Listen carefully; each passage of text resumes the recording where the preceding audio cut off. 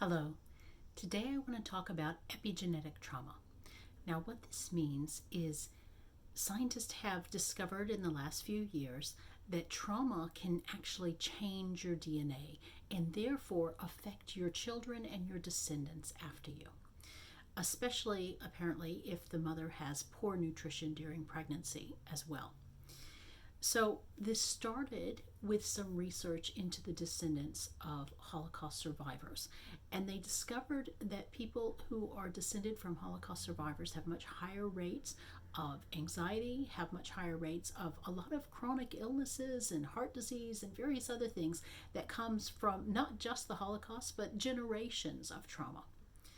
And they also did a study on the descendants of Union prisoners in the Civil War, and they discovered something very similar, that they are much more likely to die at a younger age because those prisoners were starved and were tortured and were kept in very difficult conditions.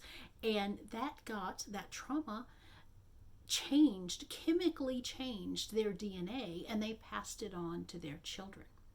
So sometimes we have reactions to certain things. We can have reactions to events. We can have reactions to food. We can have reactions to trauma that doesn't seem like it should be too big, that seems overdone. And that reaction is actually coming from our genome, from our family history. So when we talk about this, when we talk about what has your family been through?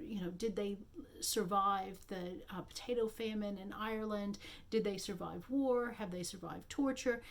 These things actually get imprinted onto us. How much they do or what transfers down is not thoroughly and fully clear yet to scientists, but we can tell as energy workers that these things do get passed down, and that's not just a psychological effect, it's actually a physiological effect. So if you find yourself seemingly overreacting to things and have a strong reaction to something you think you shouldn't have, it's quite possible that that's coming down through your body as opposed to being a purely psychological issue. So it's those two things in balance. It's both psychological and physiological. So cut yourself a break and learn to treat yourself kindly to make up for the fact that perhaps your DNA is harder on you in some ways as a reaction to the trauma that your ancestors experienced.